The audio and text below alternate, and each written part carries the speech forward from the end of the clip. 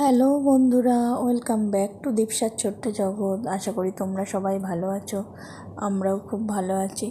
দেখো, জামাই ষষ্ঠীর আরেকটা ভিডিও নিয়ে চলে এসেছি।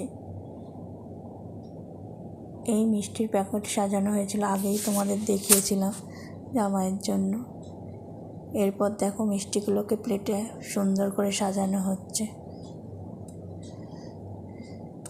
জামাই ষষ্ঠী মানে জামাইদেরও দিন।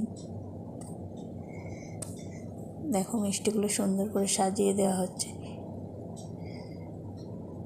বাবা এত মিষ্টি এনেছে যে একটা প্লেটে সমস্ত মিষ্টি ধরেনি, দুটো প্লেট করতে হয়েছিল। দেখো সুন্দর করে মিষ্টিগুলোকে সাজানো রয়েছে, আর ওইদিকে ফলের প্লেট রয়েছে।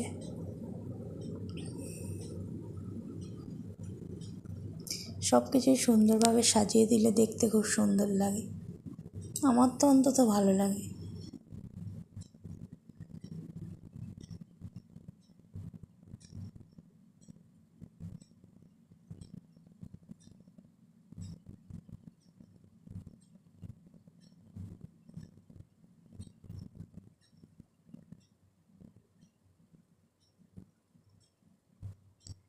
দেখো সুন্দরভাবে সাজিয়ে গুছিয়ে দেওয়া হচ্ছে।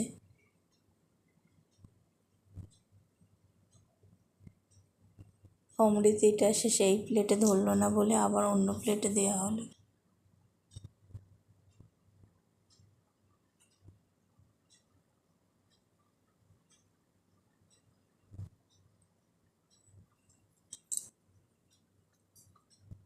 প্রায় 20-21 রকমের মিষ্টি ছিল, গুনে আর দেখা হয়নি, তবে বিজোড় সংখ্যাই ছিল।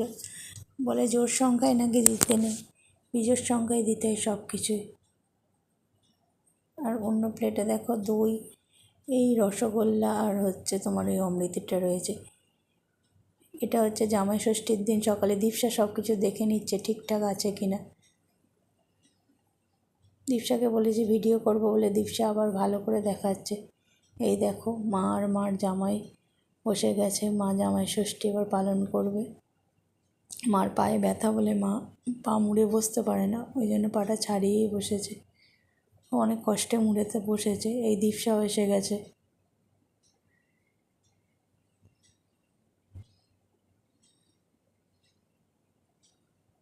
আর জামাইয়ের হাতে সব কিছু তুলে দিচ্ছে একে একে।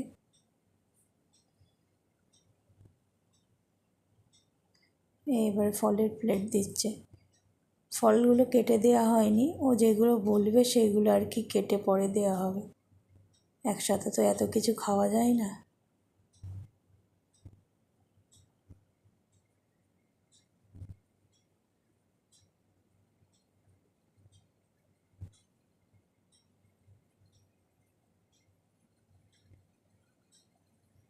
আশা করি ভিডিওটা তোমাদের ভালো লাগবে। যদি ভালো লেগে থাকে অবশ্যই চ্যানেলটাকে সাবস্ক্রাইব করো। এবার দেখো মা জামাইকে একটা মিষ্টি খাইয়ে দিচ্ছে। এবার গিফট দেওয়া নেওয়ার পালা।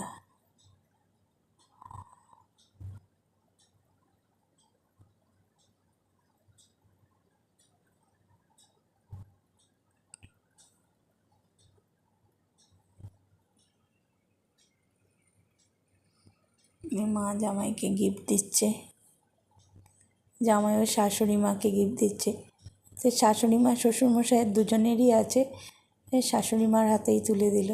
এবার দীপশা ওর দিদুকে দেখে দীপশা বলল ও বাবাকে দেবে, ওই জন্য দীপশাও বসে গেছে। দেখো দীপশা কি সুন্দর করে দিচ্ছে।